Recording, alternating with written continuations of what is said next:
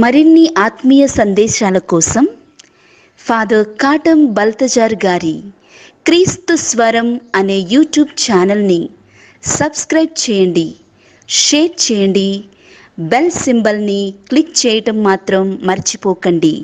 Thank you.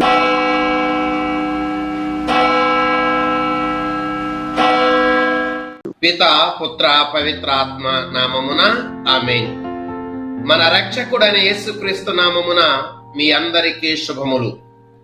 క్రీస్తు స్వరం శ్రోతలందరికీ స్వాగతం. యేసు ప్రభువు మిమ్ములను మీ కుటుంబాలను చల్లగా దీవించునుగాక.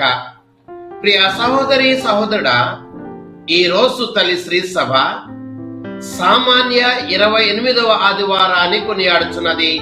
ఈ సామాన్య 28వ ఆదివారం రోజున ప్రభు అయిన దేవుడు తన హృదయము విప్పి తన పరిశుద్ధ గ్రంథము నుండి 3 దివ్య గ్రంథ పఠనాల ద్వారా మనందరితో మాట్లాడుచున్నాడు. మొదటి పఠనము యెషయా గ్రంథము 25వ అధ్యాయము 6వ వచనము నుంచి 10వ వచనం వరకు. రెండవ పఠనము ఫిలిప్పీలకు రాసిన లేఖ 4వ అధ్యాయము 12వ వచనము నుంచి 14వ వచనం వరకు మరియు 19వ వచనము నుంచి 20వ వచనం వరకు. సువార్త పఠనము మత్తయి సువార్త 22వ అధ్యాయము 1వ వచనము నుంచి 14వ వచనం వరకు. మొదటి పఠనము యెరూషలేములోని పవిత్ర పర్వతం మీద దేవుడు తన ప్రజలకు సిద్ధపరచనున్న మెస్సయ విందు గూర్చి ఈ రోజు మొదటి పఠనములో మనం వింటూ ఉన్నాము. ఈ విందు ప్రశస్తమైన విందు. అయితే ఈ విందుకు ప్రభు అయిన దేవుడు అన్య ప్రజలను కూడా ఆహ్వానిస్తున్నాడు. ఇది ఈనాటి శుభవార్త.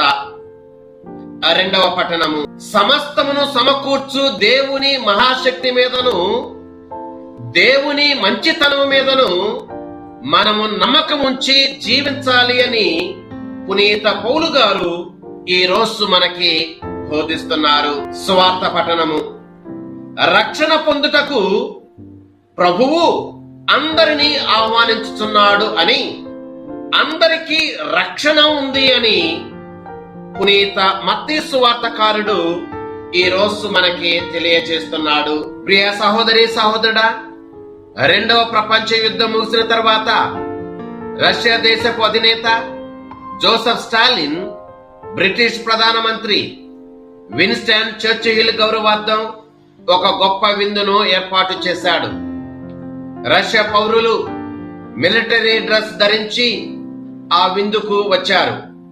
కానీ వారు ఆహ్వానించిన ముఖ్య గౌరవ అతిథి మాత్రం మిలిటరీ డ్రెస్ ధరించకుండా ఆ విందుకు వచ్చాడు. అతను జర్మన్ దేశం బాంబులతో తమ దేశమును అటాక్ చేసిన సమయంలో తాను ధరించిన వస్త్రాన్ని తాను ధరించి ఆ విందుకు వచ్చాడు. ఈ వస్త్రాన్ని ధరించి వస్తే రష్యా ప్రజలు తనను బాగా మెచ్చుకుంటారు అని అనుకున్నాడు. అందుకనే ఆ వస్త్రాన్ని ధరించి అతను ఆ విందుకు వచ్చాడు. కానీ తాను అనుకున్నట్లుగా రష్యా ప్రజలు విన్స్టన్ చర్చిల్ ను వారు మెచ్చుకోలేదు. దానికి బదులుగా తాము ఇస్తున్న గొప్ప విందు తనకు నచ్చలేదేమో, మమ్ములను అవమానపరుస్తున్నాడు అని వారు నొచ్చుకున్నారు. ప్రియ సహోదరి సహోదరుడా, సరైన సమయములో సరైన సందర్భాన సరైన వస్త్రధారణ మెచ్చుకోబడుతుంది. సరైన సందర్భాన సరైన వస్త్రాన్ని ధరించటానికి నిరాకరించటం అవమానించినట్లు అవుతుంది. ప్రియ సహోదరి సహోదరుడా, యేసు ప్రభుని కాలములో పాలస్తీనా ప్రాంతములో వివాహపు వేడుకకు చాలా ప్రాధాన్యత ఉండేది. ఆ వేడుకలకు సరైన వస్త్రాన్ని ధరించటం ఆహ్వానించిన అతిథిని గౌరవించటానికి సూచన. వస్త్రాన్ని కూడా ఆహ్వానించిన అతిథియే అతిథులకు ఇచ్చేవాడు. ప్రియ సహోదరి సహోదరుడా, ఈ రోజు యేసు ప్రభువు వివాహపు వస్త్రాన్ని ఆయనే మనకిస్తున్నాడు. ఆయన మనకి ఇస్తున్న వివాహపు వస్త్రాన్ని మనమందరము ధరించాలి అని ఆయన మన అందరి నుండి ఆశిస్తున్నాడు. ఆయన మనకిస్తున్న వివాహపు వస్త్రం పవిత్రత అనే వివాహపు వస్త్రం, రక్షణ అనేటువంటి వివాహపు వస్త్రాన్ని ఆయన మనకిస్తున్నాడు. ఆయన ఇస్తున్న ఈ వివాహపు వస్త్రాన్ని మనమందరము ధరించాలి. ప్రియ సహోదరి సహోదరుడా, ఇప్పుడు మనం వివాహపు వస్త్రము గురించి కాసేపు ధ్యానం చేద్దాం. నెంబర్ 1, పెండ్లి విందుకు వచ్చిన వారందరికీ వివాహపు వస్త్రాన్ని వారు ఇచ్చేవారు. పెండ్లికి వచ్చిన వారు వివాహపు వస్త్రము పొందటం చాలా చాలా ఈజీ. ఎందుకంటే వారు ఆహ్వానించబడ్డారు కాబట్టి ఆహ్వానించబడిన వారందరూ వివాహపు వస్త్రం పొందటానికి అర్హులే. ప్రియ సహోదరి సహోదరా, మనమందరము దేవుని చేత పిలువబడిన వారము. మనమందరము రక్షణ పొందుటకు పిలువబడిన వారము. కనుక మనందరికీ దేవుడే వివాహపు వస్త్రాన్ని, పవిత్రత అనే వివాహపు వస్త్రాన్ని ఇస్తున్నాడు. దానిని మనం ధరించాలి. నెంబర్ 2, పెండ్లి విందుకు ఆహ్వానం పొందిన వారందరూ ఉచితముగానే ఆ వస్త్రాన్ని పొందుతారు. ప్రియ సహోదరి సహోదరుడా, పెండ్లి విందుకు వచ్చిన వారు ఆ విందులో ప్రవేశించటానికి, ఆ విందులో పాల్గొనటానికి వివాహపు వస్త్రాన్ని తప్పనిసరిగా ధరించాలి. అయితే ఆ వివాహపు వస్త్రాన్ని వారు కొనుగోలు చేయవలసిన అవసరం లేదు. తమ డబ్బులను ఖర్చు పెట్టవలసిన అవసరం కూడా లేదు. ప్రవేశ ద్వారం వద్ద కూడా రుసుమును కూడా చెల్లించవలసిన అవసరం లేదు. చెల్లించి పొందవలసినటువంటి అవసరం కూడా లేదు. అది పూర్తిగా ఉచితమే. ప్రియ సహోదరి సహోదరుడా, మనమందరము బాప్తిస్మం ద్వారా పిలువబడిన వారము. కనుక రక్షణ, పవిత్రత అనే వివాహపు వస్త్రాన్ని పూర్తిగా ఉచితముగా ప్రభు మనకి ఇస్తున్నాడు.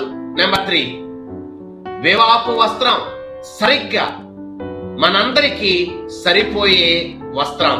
ప్రియ సహోదరి సహోదరుడా, ఎవరు వచ్చినా, ఎటువంటి వారు వచ్చినా కరెక్ట్ గా వారికి సరిపోయే వివాహపు వస్త్రాన్ని వాళ్ళు పొందుతారు. వృద్ధులైనా, మధ్యస్థ వయస్సు వారైనా, యవనస్తులైనా, పిల్లలైనా వారి వారికి సరిపడిన వస్త్రాన్ని వారు పొందుతారు. ప్రియ సహోదరి సహోదరుడా, ప్రభువు మన స్థితిగతి బట్టి మనందరికీ సరిపడినటువంటి వివాహపు వస్త్రము అనే రక్షణను మనకు ఇస్తాడు, మనము పొందుతాము. నెంబర్ 4, ఈ వస్త్రాలు అన్నీ కూడా యజమానుని అనుమతితోనే పొందే వస్త్రాలు. ప్రియ సహోదరి సహోదరా, వివాహపు వస్త్రం విందుకు వచ్చే వారందరూ తప్పనిసరిగా ధరించాల్సిందే. ఎందుకంటే రాజు ఎదుట నిలబడాలి అన్నా, విందులో పాల్గొనాలన్నా వివాహపు వస్త్రం ధరించటం అనేది తప్పనిసరి. ప్రియ సహోదరి సహోదరుడా, మనము కూడా యేసు ప్రభు ఎదుట యోగ్యముగా నిలబడాలన్నా, నిత్య జీవపు విందులో యోగ్యముగా మనం పాల్గొనాలన్నా, ఆయన ఇస్తున్న రక్షణ, పవిత్రత అనే వివాహపు వస్త్రం మనకు తప్పనిసరిగా అవసరం. ప్రతి క్రైస్తవుడు దానిని ధరించవలసిన అవసరం ఉంది. ప్రియ సహోదరి సహోదరుడా, ప్రతి క్రైస్తవుడు ధరించవలసిన వివాహపు వస్త్రము గురించి ఇప్పుడు మనం కాసేపు ధ్యానం చేద్దాం. నెంబర్ 1, ప్రతి క్రైస్తవుడు ధరించవలసిన వివాహపు వస్త్రం పవిత్రత. పేతురు గారు రాసిన మొదటి లేఖ 1వ అధ్యాయము 16వ వచనము. ప్రియ సహోదరి సహోదరుడా, క్రైస్తవులుగా మనమందరము పవిత్రత అనే వివాహపు వస్త్రాన్ని ధరించాలి. యేసు ప్రభు ఎదుట నిలబడటానికి, యేసు ప్రభు ప్రసాదించే నిత్య జీవపు విందులో పాల్గొనటానికి పవిత్రత అనే వివాహపు వస్త్రం తప్పనిసరి అని గ్రహించి దానిని మనం ధరించి జీవించాలి. మరి పవిత్రత అనే వివాహపు వస్త్రాన్ని నీవు ధరించి ఉన్నావా? నెంబర్ 2, ప్రతి క్రైస్తవుడు ధరించవలసిన వివాహ వస్త్రం విశ్వాసం. మార్కు సువార్త 11వ అధ్యాయము 25వ వచనము. ప్రియ సహోదరి సహోదరుడా, క్రైస్తవులుగా మనమందరము విశ్వాసం అనే వివాహ వస్త్రాన్ని ధరించాలి. యేసు ప్రభు ఎదుట నిలబడటానికి, యేసు ప్రభు ప్రసాదించే నిత్య జీవిత విందులో పాల్గొనటానికి విశ్వాసం అనే వివాహ వస్త్రం తప్పనిసరి అని గ్రహించాలి. దానిని ధరించి జీవించాలి. మరి విశ్వాసం అనే వివాహ వస్త్రాన్ని నీవు ధరించి ఉన్నావా? నెంబర్ 3, ప్రతి క్రైస్తవుడు ధరించవలసిన వివాహ వస్త్రం ప్రేమ. యోహాను సువార్త 13వ అధ్యాయము 34వ వచనము. ప్రియ సహోదరి సహోదరుడా, క్రైస్తవులుగా మనమందరము ప్రేమ అనే వివాహ వస్త్రాన్ని ధరించాలి. యేసు ప్రభు ఎదుట నిలబడటానికి, యేసు ప్రభు ప్రసాదించే నిత్య జీవితపు విందులో పాల్గొనటానికి ప్రేమ అనే వివాహ వస్త్రము తప్పనిసరి అని గ్రహించాలి. దాన్ని ధరించి మనం జీవించాలి. మరి ప్రేమ అనే వివాహ వస్త్రాన్ని నీవు ధరించి ఉన్నావా? నెంబర్ 4, ప్రతి క్రైస్తవుడు ధరించవలసిన వివాహ వస్త్రం నీతి న్యాయం. ఇర్మియా గ్రంథము 22వ అధ్యాయము 3వ వచనము. ప్రియ సహోదరి సహోదరుడా, క్రైస్తవులుగా మనమందరము నీతి న్యాయము అనే వివాహ వస్త్రాన్ని ధరించాలి. యేసు ప్రభు ఎదుట నిలబడటానికి, యేసు ప్రభు ప్రసాదించే నిత్య జీవపు విందులో పాల్గొనటానికి నీతి న్యాయము అనే వివాహ వస్త్రము తప్పనిసరి అని గ్రహించి దాన్ని ధరించి మనము జీవించాలి. మరి నీతి న్యాయము అనే వివాహ వస్త్రాన్ని నీవు ధరించి ఉన్నావా? నెంబర్ 5, ప్రతి క్రైస్తవుడు ధరించవలసిన వివాహ వస్త్రం కరుణ. గలతీయులకు రాసిన లేఖ 6వ అధ్యాయము 10వ వచనము. ప్రియ సహోదరి సహోదరుడా, క్రైస్తవులుగా మనమందరము కరుణ అనే వివాహ వస్త్రాన్ని ధరించాలి. యేసు ప్రభు ఎదుట నిలబడటానికి, యేసు ప్రభు ప్రసాదించే నిత్య జీవపు విందులో పాల్గొనటానికి కరుణ అనే వివాహ వస్త్రము తప్పనిసరి అని గ్రహించి దాన్ని ధరించి జీవించాలి. మరి కరుణ అనే వివాహ వస్త్రాన్ని నీవు ధరించి ఉన్నావా? నెంబర్ 6, ప్రతి క్రైస్తవుడు ధరించవలసిన వివాహ వస్త్రం దానం. హెబ్రీయులకు రాసిన లేఖ 13వ అధ్యాయము 16వ వచనము. ప్రియ సహోదరి సహోదరుడా, క్రైస్తవులుగా మనమందరము దానం చేయటం అనే వివాహ వస్త్రాన్ని ధరించాలి. యేసు ప్రభు ఎదుట నిలబడటానికి, యేసు ప్రభు ప్రసాదించే నిత్య జీవపు విందులో పాల్గొనటానికి దానం అనే వివాహ వస్త్రము తప్పనిసరి అని గ్రహించి దానిని ధరించి జీవించాలి. మరి దానం అనే వివాహ వస్త్రాన్ని నీవు ధరించి ఉన్నావా? ప్రియ సహోదరి సహోదరుడా, తన కుమారుని పెండ్లి విందుకు ఆహ్వానించిన రాజు దేవునికి సాదృశ్యముగా ఉన్నాడు. పెండ్లి విందు రక్షణకు సాదృశ్యముగా ఉంది. వెళ్ళి ఆహ్వానించిన వారు దేవుని సేవకులకు సాదృశ్యముగా ఉన్నారు. పెండ్లి విందుకు ఆహ్వానాన్ని తిరస్కరించిన వారు పరిసయ్యులకు, ధర్మశాస్త్ర బోధకులకు సాదృశ్యముగా ఉన్నారు. రెండవసారి ఆహ్వానింపబడిన వారు సుంకరులకు, పాపాత్ములకు, అన్యులకు సాదృశ్యముగా ఉన్నారు. పెండ్లి విందుకు వచ్చిన వివాహపు వస్త్రమును ధరించని వాడు దేవుని పిలుపునకు అవును, ఎస్ అని చెప్పి దాని ప్రకారం జీవించని వారికి సాదృశ్యముగా ఉన్నాడు. ప్రియ సహోదరి సహోదరుడా, ఈ ఉపమానములోని రాజు పెండ్లి విందుకు అందరినీ ఆహ్వానించాడు. అంటే దీని అర్థం రక్షణ పొందమని దేవుడు అందరినీ ఆహ్వానిస్తున్నాడు అనే అర్థము.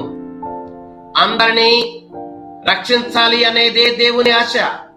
అయితే ఆయన ఆహ్వానాన్ని మాత్రమే ఇవ్వగలడు. మనలను బలవంతము చేయడు. బలవంతముగా ఎవరిని ఆయన తీసుకుని రాడు. ఎందుకంటే ఆయన మనలను మన స్వాతంత్రాన్ని గౌరవించే దేవుడు. మనము ఇష్టపూర్తిగా ఆయన ఆహ్వానాన్ని అంగీకరించాలి. మనము ఇష్టపూర్తిగా ఆయనను ప్రేమించాలి. అందుకే అందరినీ రక్షించాలి అనేది దేవుని కోరిక. అయినప్పటికీ అందరూ రక్షణ పొందలేకపోతున్నారు. రక్షణ పొందలేకపోవటానికి కారణాలు రెండు. నెంబర్ 1, కొంతమంది దేవుని ఆహ్వానాన్ని ఇంకా తిరస్కరిస్తూనే ఉన్నారు. నెంబర్ 2, కొంతమంది ఆహ్వానాన్ని అంగీకరించిన దేవుని చిత్తాన్ని నెరవేర్చడానికి ఇష్టపడటం లేదు. ఈ 2 కారణాల చేత అందరూ కూడా రక్షణను పొందలేకపోతున్నారు. ప్రియా సహోదరి సహోదరా, చాలా మంది అనుకుంటారు మాకు స్వాతంత్రం ఉంది కాబట్టి మాకు ఇష్టం వచ్చినట్లు జీవించవచ్చు అని. మాకు స్వాతంత్రం ఉంది కాబట్టి మేము పాపము చేయొచ్చు అని. పాపము చేయుట స్వాతంత్రం కాదు, పాపం చేయటం బానిసత్వం. ఉదాహరణకు, ఒక యువకుడు డ్రగ్స్ కు బానిస అయినట్లయితే అతను స్వాతంత్రముగా జీవిస్తున్నట్లు కాదు, ఆ యువకుడు ఆ డ్రగ్స్ కి బానిస అయినట్లు. నెంబర్ 2, ఒక పురుషుడు తన భార్యను పరాయి స్త్రీ కోసం విడిచిపెట్టడం, లేదా ఒక స్త్రీ తన భర్తను పరాయి పురుషుని కోసం విడిచిపెట్టడం స్వాతంత్ర్యం కాదు, అది బానిసత్వం. ఇది వివాహ బంధాలను పతనం చేస్తుంది. నెంబర్ 3, ఎవరైనా ఒక అబద్ధం చెబితే ఆ అబద్ధాన్ని కప్పుపుచ్చుకోవటానికి 100 అబద్ధాలు చెప్పాలి. అబద్ధం చెప్పటం స్వాతంత్రం కాదు, అబద్ధం చెప్పటం బానిసత్వం. ప్రియ సహోదరి సహోదరుడా, ఈనాటి స్వార్థ పట్టణంలో మనము 3 రకాలైన ప్రజలను చూస్తున్నాం. నెంబర్ 1, మొదట పిలువబడిన వారు. వీరు రాజు యొక్క ఆహ్వానాన్ని తిరస్కరించారు. కారణం, వారు వారి పనిలోకి వెళ్ళిపోయారు. ప్రియ సహోదరి సహోదరుడా, మన సంఘములో కూడా మనము ఇటువంటి వారిని చూస్తున్నాము. విశ్వాసం కన్నా ధనానికే ఎక్కువ ప్రాధాన్యత ఇచ్చేవారిని, ప్రార్థన కన్నా వ్యాపారాలకు పనులకు ప్రాధాన్యత ఇచ్చేవారిని, పరలోకము కన్నా ఈ లోక సుఖాలకు ప్రాధాన్యత ఇచ్చేవారిని, నిత్య జీవితం కన్నా అశాశ్వత జీవితానికి ప్రాధాన్యత ఇచ్చేవారిని, దేవుని కన్నా తమకు తామే గొప్పవారమని తీర్పు తీర్చుకునే వారిని మనం చూస్తూ ఉన్నాం. తీర్పు దినాన వీరి పరిస్థితి చాలా దారుణంగా ఉంటుంది. నెంబర్ 2, రెండవసారి పిలువబడిన వారు. వీరు రాజు యొక్క ఆహ్వానాన్ని మన్నించి వివాహానికి వచ్చి వివాహపు వస్త్రమును ధరించి విందులో పాల్గొన్నవారు. వీరు రాజు యొక్క ఆనందములో పాల్గొన్నారు. ఇటువంటి వారిని మన సంఘంలో చూస్తూ ఉన్నాం. మారు మనసు పొంది దేవుని ఇష్టమునకు అనుగుణంగా జీవిస్తూ దేవుని ఆనందములో పాల్గొంటున్న వారే ఇటువంటి వారు. నెంబర్ 3, వివాహపు వస్త్రము లేనివాడు. ప్రియ సహోదరి సహోదరుడా, అందరితో ఒకటిగా ఉంటాడు, కానీ తనకు వ్యక్తిగతంగా శ్రద్ధ మాత్రం, ఇష్టం మాత్రం ఉండదు. అందరితో పాటు ఆ వ్యక్తి కూడా వివాహపు వస్త్రాన్ని ధరించాలి, కానీ అంత అవసరం లేదులే, దానితో పనేముంది అని అనుకున్నాడు. అందుకే అతన్ని చీకటిలోనికి పడవేశారు. మనలో కూడా చాలా మంది క్రైస్తవులుగా అందరితో ఒకటిగా ఉండిపోతారు. వ్యక్తిగత శ్రద్ధ ఉండదు, వ్యక్తిగత ఇష్టం ఉండదు. ప్రార్థన అంత అవసరమా? దేవుడు అంత అవసరమా? పుణ్యము అంత అవసరమా అనే భావముతో, ఆలోచనలతో వీరు జీవిస్తారు. ఏ వివాహపు వస్త్రము లేకుండా విందుకు వచ్చిన వ్యక్తిలాగా వీరు జీవిస్తారు. ఇదేదో పొరపాటుగా జరిగిన పని కాదు. కావాలనే ఇష్టపూర్వకంగానే తాను వస్త్రము ధరించకుండా ఆ విందుకు వచ్చాడు. ఒక రకంగా చెప్పాలంటే అతడు విందుకు వచ్చిన వారిని ఎగతాళి చేయటానికి వచ్చినట్లు ఉంది. విందుకు పిలిచినటువంటి ఆ రాజును ఎగతాళి చేసినట్లు ఉంది. ప్రియ సహోదరి సహోదరుడా, దేవుని చేత పిలువబడిన మనం దేవునిని ఎగతాళి చేసే రీతిలో మనం ఆలోచన చేయకూడదు. దేవుని ఎగతాళి చేసే రీతిలో మన ప్రవర్తన ఉండకూడదు. దేవుని ఎగతాళి చేసే రీతిలో మనము జీవించకూడదు. ప్రియ సహోదరి సహోదరుడా, మనమందరము యేసు ప్రభుని గౌరవించు వారిగా, యేసు ప్రభు ఎదుట యోగ్యముగా నిలబడుటకు, యేసు ప్రభు ప్రసాదించే నిత్య జీవ విందులో యోగ్యముగా పాల్గొనుటకు వివాహపు వస్త్రము ధరించి మనము జీవించుదాం. ఆ ప్రభువు మనలను మన కుటుంబాలను చల్లగా దీవించునుగాక. ఆమేన్. పిత పుత్ర పవిత్రాత్మ నామమున ఆమేన్.